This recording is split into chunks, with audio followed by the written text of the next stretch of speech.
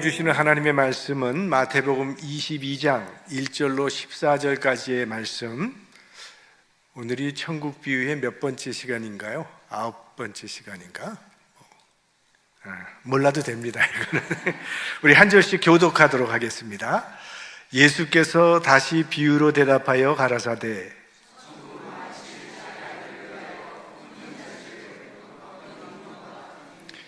그 종들을 보내어 그 청한 사람들을 혼인잔치에 오라 하였더니 오기를 싫어하거늘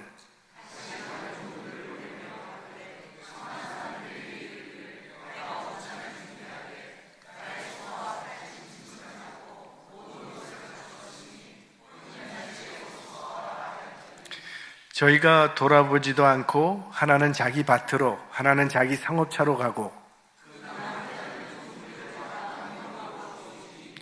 임금이 노하여 군대를 보내어 그 살인한 자들을 진멸하고 그 동네를 불사르고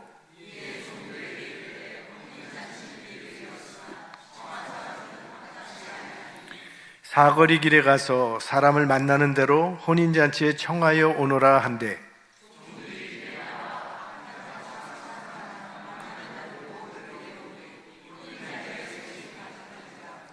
임금이 손을 보러 들어올새 거기서 예복을 입지 않은 한 사람을 보고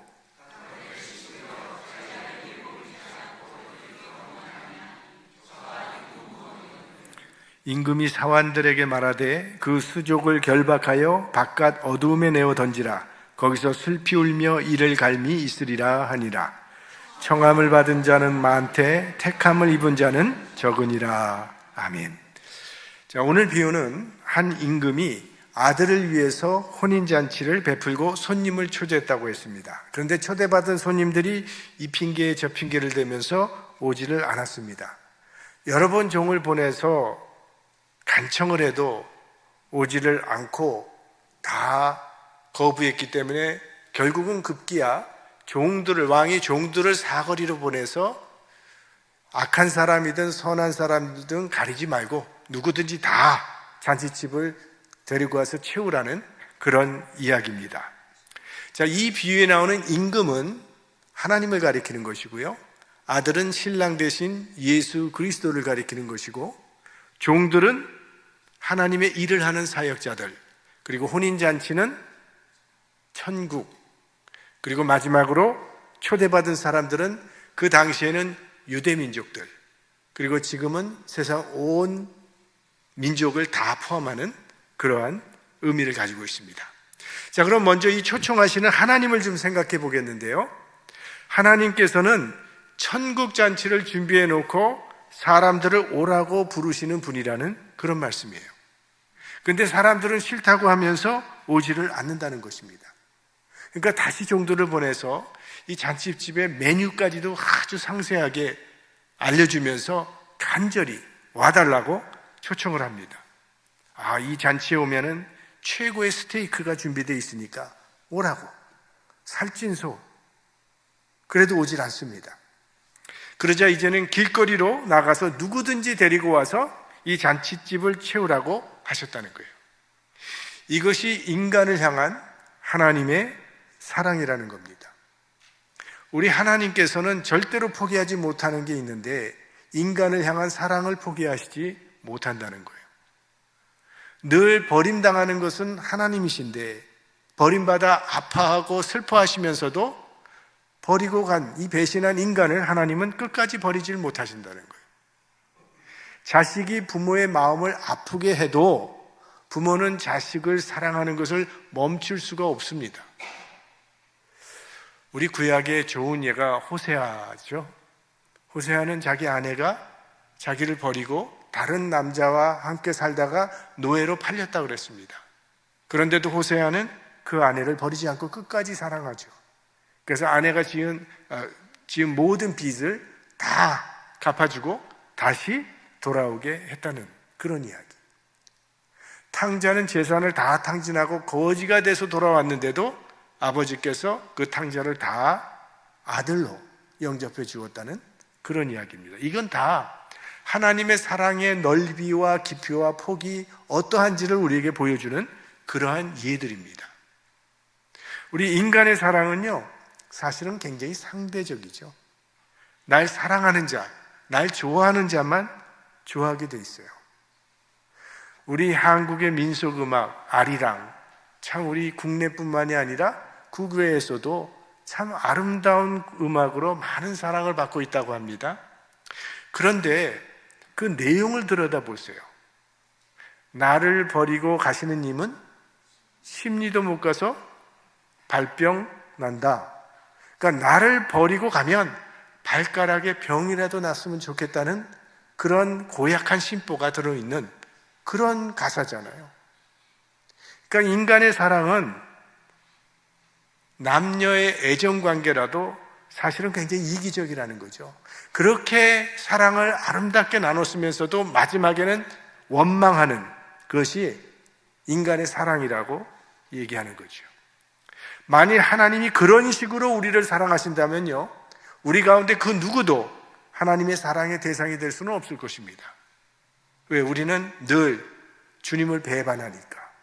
우리가 하나님을 버릴 때 하나님도 우리를 버리신다면 누가 하나님의 사랑의 대상이 될 수 있겠어요? 그러나 하나님의 사랑은 변하지 않는다는 게 복음이죠. 우리가 하나님의 말씀을 따라 살아갈 때는 하나님은 우리를 기뻐하시면서 사랑하시지만 우리가 하나님을 떠나 살 때는 하나님은 슬퍼하시면서도 우리를 끝까지 사랑하신다는 거예요. 그래서 오늘도 우리가 이렇게 그냥 내 모습 그대로 주님 앞에 나올 수 있는 그런 하나님의 사랑 가운데 있다는 것이 얼마나 감사한 일인지 모릅니다. 자, 왕이 혼인잔치를 베풀었다고 했는데 잔치집에는 두 가지가 참 중요합니다. 하나는 음식이 풍부해야 됩니다. 혼인잔치라고 했는데 당시의 혼인잔치는요, 이렇게 몇 시간 하고 끝나는 그게 아니에요. 며칠을 걸려서 하기 때문에 음식과 음료가 풍성해야 됩니다. 풍부해야 합니다. 그런데 그 가나의 혼인잔치에서는 포도주가 모자랐기 때문에 예수님께서 물로 포도주를 만들어 주셨던 거고요. 그 다음에 두 번째 또 중요한 조건이 뭔가 하면 사람이 많이 와야 돼요, 잔치집에는. 제가 결혼식 주례할 때 종종 들었던 소리가 뭔가 하면 목사님 아직 사람이 오지 않았으니까 조금만 더 기다려달라는. 오늘 이 잔치집에는요, 첫 번째 조건은 아주 준비가 잘 되어 있습니다. 모든 것이 준비되었다고 했어요. 왕의 잔치라고 했으니 얼마나 음식이 풍성했겠어요. 그 우리가 좋아하는 브라질리안 스테이크도 있었을 거고, 네? 오늘 오징어 볶음 있었는데 없는 것 빼고 다 있었겠죠. 준비는 다 잘 되어 있다는 거예요. 근데 문제는 사람들이 오질 않았다는 거예요. 자, 그러면 사람들이 왜 왕의 초청을 거절했는지 그 이유를 한번 생각해 보자는 거예요. 하나는 이 초청을 귀하게 생각하지 않았기 때문이죠. 당시에는 혼인잔치에 초청을 할 때는요, 먼저 종을 보내서 결혼 날짜가 언제인지를 알려줍니다. 초청 대상에게 구두로 알려줍니다. 그리고 혼인날이 되면 다시 종이 가서 그 초대받은 손님들을 모시고 오는 것이 그 당시의 풍습이었어요. 그래서 본문에도 보시면 혼인날이 되니까 왕이 종들을 보내서 초대했던 사람들을 모시고 오게 그렇게 했다는 거예요. 하지만 초청받은 사람들이 한결같이 종의 말을 들은 척만 척 무시하고 오지 않았습니다. 하나님께서 베풀어 주신 그 구원의 초청을 소홀히 여겼다는 말이죠. 자, 우리 사실 예수 믿고 살아가면서 우리가 실천은 못하더라도 우리가 갖고 있는 관심사, 최대 관심사는 아마 영혼 구원일 겁니다. 저 사람 구원해야 되는데 하는 마음은 다 있어요. 불신자 예수 믿게 하도록 전도하는 것. 그러니까 이 전도는 그리스도인의 사명이자 의무죠. 반드시 해야 되는 건데, 그래서 우리가 사람들을 초청하잖아요. 한번 교회 같이 가십시다. 예수 믿으세요. 정말 기도하면서 간절한 심정으로 그렇게 초청을 하는데, 사람들은 천국잔치의 초청장을 대수롭지 않게 생각을 해요. 이 초청이 얼마나 귀중한 초청인지를 깨닫지 못한다는 거예요. 사실 세상에는 많은 초청이 있지 않습니까? 동창회에 오라는 초청도 받고, 음악회 가자고 하는 초청도 있을 거고, 생일잔치 한다는 초청도 있을 거예요. 이런 초청을 받았을 때 갈 수 있으면 좋지만, 그런데 안 간다고 해서 우리 운명이 잘못되는 것은 아니잖아요. 하지만 이 천국잔치의 초청은 우리의 영생을 좌우하는 일생일대의 그런 초청이기 때문에 절대로 소홀히 해서는 안 된다는 거죠. 자, 그들이 거절했던 또 하나의 이유를 보면, 오늘 본문을 보면 이게 눈에 보이는 현실을 눈에 보이지 않는 천국보다 더 중요하게 생각하기 때문입니다. 자, 여기 보니까 한 사람은 자기 밭을 돌보러 갔고, 한 사람은 사업 관계로 잔치에 갈 수 없다고 그렇게 사양을 했다 그랬어요. 지금 주님은 우리가 밭을 돌본다든지 사업을 열심히 하는 것이 잘못됐다고 하시는 것은 아니에요. 밭이라든지 사업은 우리 인간의 생존에 꼭 필요한 터전이죠. 이것을 소홀히 하면 안 되죠. 우리 예수 믿는 사람은 더 열심히 일하고 또 사업을 이루어가야 될 그런 사명도 받은 사람들이에요.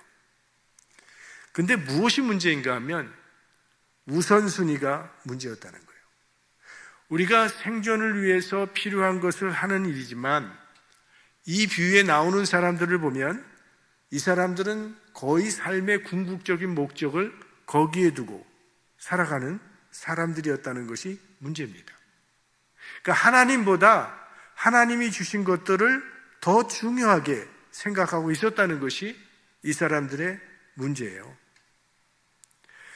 오늘 비유를 보면 이 사람들은 절대 가난한 사람들이 아니었습니다. 자기 밭이라 그랬어요. 자기 사업이라고 한 걸 보면 먹고 살기 힘든 사람이 아니에요. 아마도 재산을 늘리는 일에 너무 바빠서 잔치에 갈 새가 없었던 것으로 보여요. 예전에 한 집사님이 이런 간증을 하시더라고요. 이분이 이전에는 교회를 그래도 출석을 잘 하시던 그런 분이었는데, 사업을 시작했는데 사업이 너무 잘 되는 거예요. 그래서 가게를 하나 더 열고, 그 다음에 또 하나 열고, 굉장히 여러 개의 사업체를 열면서 너무 바빠지니까 그 다음부터는 주일 예배를 잘 못 나오시더라고요. 그러다가 몇 년 만에 사업이 다 망했어요. 그리고 교회에 돌아오셨어요. 그러면서 간증하는 게, 하나님이 나를 사랑하시기 때문에 망하게 해주신 거라고, 이런 간증을 하더라고요. 우리가 좀 생활이 그렇게 윤택하지 못했을 때, 때로는 좀 어려웠을 때는 그래도 주님을 섬기던 사람이 사업이 잘 되기 시작하면서 주님을 외면하는 경우가 있죠. 참 안타까운 일입니다. 십자가를 지고 주님을 따른다는 것은요, 하나님께 우리의 우선을 두고 산다고 하는 그런 삶을 의미하는 거예요. 그것은 한 번 결단으로 끝나는 것이 아니라 우리는 날마다 주님을 따르기로 결단하는 삶을 살아야 해요. 날마다 자기 십자가를 지고 주님을 따르라고 말씀하시지 않았습니까? 오늘 비유에 나오는 사람들은요, 이 세상 일에 얽매여서 주님의 초대에 응하지를 못했던 것이에요. 그러니까 눈에 보이는 그 현실과 그 현세적인 축복이 눈에 보이지 않는 하나님보다 더 좋았기 때문에 초청에 응하지 못했던 겁니다. 그러니까 오늘 본문은 현실에 대한 지나친 집착과 관심 때문에 영적인 삶을 소홀히 하는 것을 지적하고 있는 겁니다. 우리에게 물어보라는 거예요. 나는 무엇을 위해서 살아가고 있는지, 무엇에 가장 많은 프라이어리티, 우선순위를 두고 살아가고 있는지. 우리는 하나님이 허락하신 일터에서 성실하게 일해야 해요. 그러나 하나님과의 관계가 흔들릴 정도로 그런 일에 집착하거나 그런 일에 관심을 둔다면 우리들도 오늘 비유에 나오는 이 사람들과 똑같은 위기에 처해 있다는 거죠. 천국의 초청을 포기하면서 얻은 세상의 이 모든 것들, 과연 그것이 내 삶에 행복을 줄 수 있는가를 생각해 보라는 겁니다. 밭을 일구고 사업을 일으키는 것 중요하죠. 그러나 그것 때문에 하나님을 멀리하지는 말아야 한다는 거예요. 이건 우리가 사람이 죽음 앞에 서게 되면 누구나 다 생각이 달라지지 않습니까? 그동안 내가 평생 모았던 돈과 그런 명예와 권세와 지식이 아무런 의미가 없어지는 거예요. 그러니까 죽음 앞에 서면 무엇이 중요한지를 깨닫게 되는 거죠. 그래서 늦기 전에 우리 영혼의 준비를 소홀히 해서는 안 된다는 겁니다. 거기에 대한 각성이 있어야 된다는 거죠. 내가 이대로 살아서는 안 될 것 같다. 뭔가 더 하나님 앞에 가까이 나가기 위해서 뭔가는 내가 해야 되겠다는 이러한 생각들은 하나님이 우리를 불러주시는 초청의 소리예요. 그런 초청의 소리를 들을 때 하나님이 여러분을 부르실 때 그 초청에 응하실 수 있기를 바랍니다. 지체해서는 안 돼요. 그런데 오늘 비유를 보시면 아주 적극적으로 주님을 핍박하고 거절하는 사람들도 있습니다.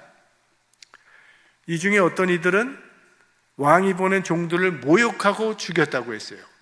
이건 이스라엘 역사에 그대로 나타났던 일입니다. 하나님께서 이스라엘에 보내주신 그 선지자들, 그 사도들을 이스라엘 사람들은 모욕하고 죽였잖아요. 예수 그리스도의 복음을 전하던 그 수많은 종들의 피를 그들이 흘리게 했지요. 지금도 그런 일은 일어나고 있습니다. 예수 믿지 않는 남편 때문에, 아니면 예수 믿지 않는 아내 때문에 남편이 혹은 아내가 핍박을 받는 그런 일도 비일비재하고요. 예수 잘 믿는 며느리가 예수 믿지 않는 집안에 가서 고통을 당하는 그런 경우도 있고요. 어떤 나라에서는 예수 믿기 때문에 감옥에 가기도 하고요. 어떤 사람은 예수 믿기 때문에 죽는 경우도 있습니다. 자, 이런 모습을 목격한 임금이 군대를 보내서 그들을 진멸하고 동네를 불살랐다고 했는데 이것도 이스라엘 역사에 그대로 이루어졌죠. 메시아를 십자가에 못 박은 이스라엘은 주 70년에 로마 군대에 의해서 돌 위에 돌 하나 남지 않고 완전히 비참하게 패배당하고 맙니다. 예루살렘 성은 불에 탔고 유대인들은 결국 다 식민지 백성으로 노예가 되었어요. 하나님의 초청을 거부하면 결국 심판을 향하게 된다는 거죠. 그러므로 하나님이 부르실 때 어떠한 사업 때문이든 여행 때문이든 시집가고 장가는 일 때문이든 그 바쁘다고 핑계를 해서는 안 된다는 거예요. 이 초청은 우리의 영원을 결정하는 일생일대의 초청이기 때문에 이 초청을 거부하는 사람은 영원한 심판을 당하게 된다라는 거죠. 이 심판에 대한 건 좀 마음이 불편하지만 그러나 악에 대한 심판은 하나님의 공의에 따른 마땅한 결과예요. 하나님은 공의의 하나님이시기 때문에. 자, 초대받은 사람들이 모두 거절하자 임금님은 이제 종들을 사거리로 보내서 사실은 왕의 잔치에 초대받을 수 없는 신분의 사람들까지도 다 초대를 합니다. 자, 우리 10절 말씀 함께 한번 볼까요? 종들이 길에 나가 악한 자나 선한 자나 만나는 대로 모두 데려오니 혼인 자리에 손이 가득한지라. 그러니까 왕의 자리에 초대되는 것을 정말 황송하게 생각할 만한 사람들을 모두 초대해서 그런 사람들로 잔치집이 가득하게 되었다는 그런 말씀이에요. 자, 예수님께서 이 말씀을 했던 대상은요, 당시의 유대주의자들을 향해서 하시는 것입니다. 그러니까 하나님은 먼저 유대인들을 천국 잔치에 초청하셨다는 거예요. 그런데 유대 백성들이 그걸 거절했기 때문에, 그리고 예수님을 배척했기 때문에 하나님께서 유대인들이 사람 취급도 하지 아니하는 이방인들을 초대했다는 거예요. 그래서 복음은 유대인을 떠나서 이방인들에게 전파되기 시작했고 수많은 이방인들은 하나님의 나라에 들어오게 되었어요. 우리들도 그 무리 중에 한 사람이 된 거죠. 유대인이 예수님을 거절했기 때문에 그 예수님을 이방인에게 전하게 됐다는 그런 이야기입니다. 자, 그러면 여기에 나타난 우리 구원의 교훈이 있죠? 구원의 문은 누구에게나 열려 있다는 거예요. 오늘 본문에 의하면 선한 사람뿐만이 아니라 악한 사람에게도 구원이 주어진다라고 그렇게 말씀하셨어요. 여러분, 악한 사람에게 구원이 주어진다는 것에 대해서 어떻게 생각하세요? 마음이 좀 불편하지 않으세요? 아니, 악한 사람까지 구원하면 어떻게 해? 그런데 말이죠, 만약 정말 선하고 의롭고 거룩한 사람만 구원받는다면 여러분, 우리 구원받을 수 있을까요? 아마 우리들도 구원받을 사람 많지 않을 겁니다. 왜? 우린 다 죄투성이들이니까. 겉으로는 잘 꾸며서 보이지 않지만 우리 속에는 죄가 가득하지 않습니까? 오늘 비유를 보면요, 이 악한 사람이 선한 사람으로 변화된 후에 잔치에 온 게 아니라는 거예요. 그냥 그 모습 그대로 다 받아주신 거예요. 예수 그리스도의 십자가 옆에 있었던 구원받은 강도는 무슨 선한 행위를 했기 때문에 구원을 받았나요? 주여, 당신의 나라에 임할 때에 나를 기억하소서. 네가 오늘 나와 함께 낙원에 있으리라. 그러니까 오직 한 가지예요. 예수님이 구세주이심을 믿은 것밖에 없어요.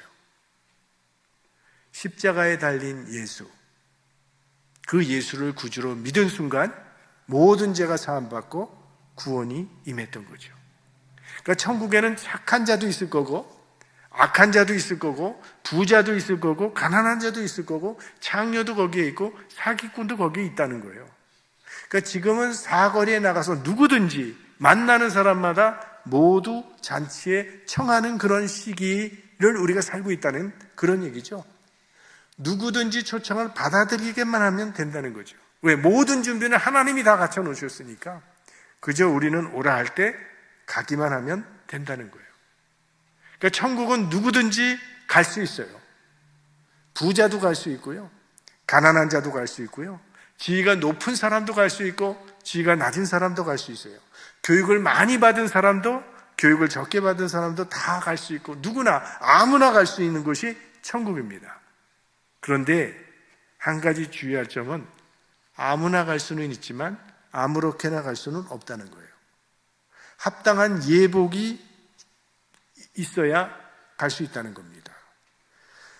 여기 오늘 예복에 대한 이야기가 나오는데요, 2000년 전에는요 이 옷이라는 것이 참 귀했어요. 그래서 옷을 3대 4대까지 그렇게 입었습니다. 우리 아이들을 많이 낳으시면 첫째 아이가 입던 거 둘째 아이 입고 그러지만 그 정도가 아니라 3대 4대 5대까지 입었다는 거예요. 옷이 귀했기 때문에. 그래서 예수님께서 십자가에 달려 돌아가실 때 로마 군병들이 밑에서 뭐 했다고 그랬습니까? 예수님이 입던 옷을 누가 차지하니나 제비를 뽑고 있었다고 기록하고 있었잖아요. 고대 이스라엘 왕궁에서는요, 왕이 왕궁에 방문하러 오는 사람들을 위해서 예복을 입혀줬다고 합니다. 그런 전통이 있었다고 해요. 그래서 아마 혼인잔치에 들어온 사람들에게 다 예복을 줬을 거예요. 그런데 보니까 한 사람이 예복을 입지 않고 있었다는 거예요. 왜 입지 않았을까요? 자기가 입은 옷이 더 좋아서 안 입었을 수도 있겠고, 내 취향에 맞지 않아서 안 입었을 수도 있겠고, 보니까 마땅치가 않아서 입지 않았을 수도 있죠. 하여간 어떤 이유로서 입지 않았는지 모르지만 임금님이 그 사람을 어두운 곳으로 내어 쫓아버렸다고 그렇게 돼 있어요. 예복을 입지 않고 혼인잔치에 들어온 이 사람의 문제는 무엇입니까? 지금 이 사람은요, 잔치의 목적을 망각하고 있었다는 것이 이 사람의 문제입니다. 이 잔치의 목적이 뭐죠? 자, 2절 말씀 같이 보겠습니다. 천국은 마치 자기 아들을 위하여 혼인잔치를 베푼 어떤 임금과 같으니. 자, 이 잔치는 누구를 위한 잔치입니까? 왕자를 위한 잔치입니다. 즉 왕자의 결혼식이니까 누구를 기쁘게 해야 되는 잔치입니까? 왕자를 기쁘게 해드리는 것이 이 잔치의 목적입니다. 그 목적을 알았다면, 그리고 예복을 입는 그것이 왕자를 기쁘게 하는 길이라는 것을 알았다면, 굳이 그가 그 옷을 입지 않고 자기 옷을 고집하는 이유가 무엇일까요? 그러니까 이 사람의 문제는요, 자기중심적인 사람이었다는 거예요. 자기밖에 모르는 사람이에요. 우리가 어떤 마음으로 교회를 오는지를 한번 생각해 보십시오. 교회는 잔치집과 같은 곳입니다. 그리고 이 잔치집의 주인은 누군가 하면 예수 그리스도예요. 여러분, 교회에 오실 때 정말 예수님께 기쁘게 해드리기 위한, 예수님께 어떻게 하면 내가 기쁘게 해드릴 수 있는지 그런 생각을 하며 오세요? 혹시 이 잔치의 주인공이 나라고 착각하고 계신 분은 안 계십니까? 그런 사람 많습니다. 교회가 나를 기쁘게 해줘야 된다고 생각하는 사람이 얼마나 많은지 몰라요. 그래서 조금만 불편해도 컴플레인 하잖아요. 교회는 나오고 있는데 자기 생각, 자기 주장, 자기 중심, 자기 고집, 이거 계속 주장하면서 신앙생활을 할 수가 있겠는가 하는 거예요. 주님이 주시는 예복을 입으려면 자기 옷을 벗어야죠. 주님 기쁘게 해드리려면 내 생각 버려야죠. 내 고집 버려야죠. 내 주장 내려놓을 수 있어야죠. 자, 이 예복은 무엇을 의미하는 것입니까? 예수 그리스도께서 입혀주시는 의의 옷, 십자가 보혈의 옷을 말하는 거예요. 즉, 천국은 예수 그리스도의 십자가 공로를 의지하여 들어가는 곳이라는 거죠. 자, 이 예복을 입지 않은 사람은 마지막 날에는 쫓겨나게 됩니다. 그러니까 예수 그리스도의 십자가의 옷을 입지 않은 사람은 마지막 날 쫓겨난다는 것인데, 이 십자가의 옷이 세상 사람들에게는 너무나 어리석게 보인다는 거예요. 너무나 보잘것없이 보인다는 거죠. 그런데 이게 믿는 사람에게는 구원의 능력이 된다는 거죠. 고린도전서 1장 18절 같이 봅니다. 십자가의 도가 멸망하는 자들에게는 미련한 것이요 구원을 얻는 우리에게는 하나님의 능력이라. 그런데 사람들이 이걸 잘 믿지 못해요. 어쩌면 너무 쉬워서 믿지 못하는 것 같아요. 그래서 오늘 본문 결론은 이겁니다. 다 같이 볼까요? 청함을 받은 자는 많되 택함을 입은 자는 적으니라. 청함을 받은 사람 많다는 거예요. 많은 사람들이 교회에 옵니다. 하지만 다 구원받는 것은 아니라는 거예요. 우리 눈에는 안 보이지만 하나님의 눈에는 예복을 안 입은 사람이 보인다는 거예요. 여러분, 가룟 유다를 생각해 보세요. 그는 늘 예수님의 12제자 중에 한 사람이잖아요. 3년 동안 늘 예수님 곁에 있었던 사람이에요. 누가 이 사람을 그리스도인이 아니라고 말할 수 있겠어요? 어느 날 예수님께서 베다니 마리아의 집에 갔을 때, 마리아는 오라비 나사로가 죽은 자 가운데서 다시 살려주신 예수님이 너무나 고마워서 귀한 옥합을 깨서 예수님의 발에 그걸 붓고 자기의 머리털로 예수님의 발을 씻어줬다 그랬어요. 그랬더니 가룟 유다가 뭐라 그럽니까? 이 비싼 것을 비싼 값에 팔아서 가난한 자에게 주었다면 좋았을 뻔했다. 자, 이 말 가지고 가룟 유다라는 사람을 평가해 보세요. 아주 합리적인 사람이죠. 가난한 사람을 생각하는 의로운 사람처럼 보이잖아요. 그러나 예수님은 가룟 유다의 중심을 꿰뚫어 보고 계셨죠. 그러니까 예수님은 우리가 하는 말에 속지 않는다는 거죠. 우리가 겉으로 보이는 경건한 그 겉모습에 주님은 속지 않는다는 겁니다. 가룟 유다가 겟세마네 동산에서 예수님께 입 맞추는 그 순간까지도 다른 제자들은 그가 가짜라는 걸 몰랐다는 거예요. 아무도 의심하는 사람이 없었어요. 그러나 그때도 주님은 그가 뭘 하고 있는지 아셨다는 거예요. 그러니까 주님은 우리의 중심을 보고 계세요. 마음에 없는 찬양, 마음에 없는 기도, 마음에 없는 봉사, 이런 거에 하나님은 속지 않는다는 거예요. 우리가 왜 교회에 나오는지 다른 사람은 알 길이 없어요. 그러나 주님은 아십니다. 하나님께서는 많은 사람을 구원으로 초대하세요.